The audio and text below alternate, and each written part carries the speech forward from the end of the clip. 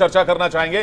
कामकाज से कितने संतुष्ट है, एक बार एक बार फिर से फिगर लेकर आइएगा फुल स्क्रीन। 48% यानी 48% लोग बता रहे हैं कि वो शिवराज सिंह चौहान के कामकाज से बहुत संतुष्ट है।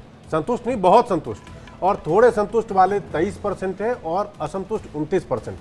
यानी कि कहने का मतलब जिस एंटी इनकम्बेंसी की हम बात कर रहे हैं, जिसको लेकर की पार्टी में शायद चिंता होगी या बीजेपी सोच रही होगी कि क्या शिवराज सिंह चौहान को मुख्यमंत्री के तौर पे प्रोजेक्ट करना पहले ही ठीक होता या नहीं होता, ये तो हमारे आंकड़े उससे कुछ अलग कहानी बयां कर रहे हैं। ये दाव मेयर जी उल्टा तो नहीं पड़ गया कि जो बीजेपी सोच रही क्योंकि देखिए अपना ओपिनियन पोल जो है विवेक, ये पूरा ग्राउंड रिपोर्टिंग के आधार पे एक तरह से कह लीजिए उनका ही इन्फ्रेंस है। और हमारे रिपोर्टर जो हमारी कहानी जो ग्राउंड से रिपोर्टिंग कर रहे हैं, क्योंकि इंडिया डेली लाइव की खासियत ही ग्राउंड पे रिपोर्टिंग है। और ग्राउंड के रिपोर्टर जो हमारे लगातार हमारे को बता रहे हैं और जो खबरें हम अपने दर्शकों तक पहुंचा रहे हैं, ये उसी का रिफ्लेक्शन है। और ये रिफ्लेक्शन ये बता रहा है कि तकरीबन आधी संता मध्य प्रदेश की जो है वो शिवराज सिंह चौहान के कामकाज से मोटे तौर पे अच्छे से संतुष्ट है। यश कुछ कहना चाह रहे हैं। यश। प्रत्युष जी, ये आपके जो आपने विश्लेषक महोदय बैठाए हैं, इनसे कहिए कि ये थोड़ी बहुत बातें बीजेपी की भी करें। इतनी खराब एक्टिंग ना करें कि साफ साफ ही आरएसएस वाले दिखाई दें।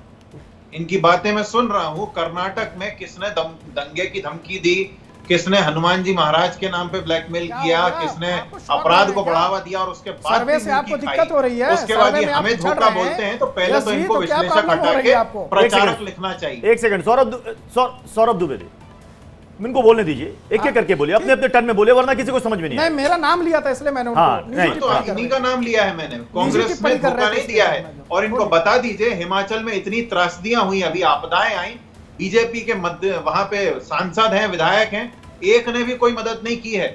जो कुछ किया है हिमाचल की वर्तमान सरकार ने अपने दम पे किया है। किसी ने कुछ नहीं दिया है। एक सेकंड दीजिएगा, आपदा वाली बात हिमाचल में। तो ये सौरभ तिवारी जी, ये सॉरी मैं इनका सरनेम भूल रहा हूँ, सौरभ जी जो है वो अपना डेजिग्नेशन बदल दे, विश्लेषक नहीं है। आपने आपदा की ये आरएसएस के प्रचारक हैं। प्रत्युष जी, एक सेकंड, मैं 10 सेकंड लूंगा।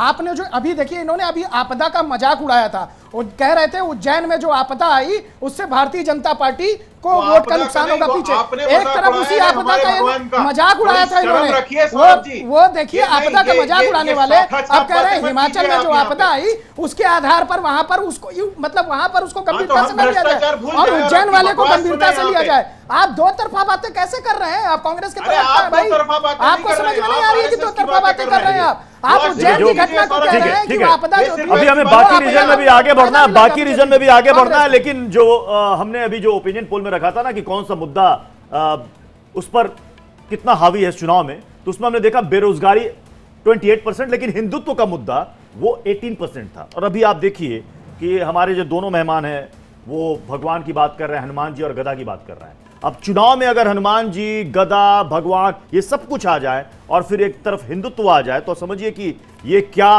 राजनीति में धर्म का कितना इंपॉर्टेंस है। भले सभी पार्टियां कहे कि हम विकास के नाम पर राजनीति करते हैं साहब, लेकिन बिना धर्म के राजनीति की गाड़ी नहीं चलती, वो भी साबित हो गई। जी मैं आ रहा हूं, मैं फिर आऊंगा यश श्रीवास्तव जी, मैं फिर आऊंगा। अभी मैं अगले रीजन में बढ़ता हूं, चंबल 34 सीटें आती है इस रीजन से, इस क्षेत्र में बीजेपी को यहां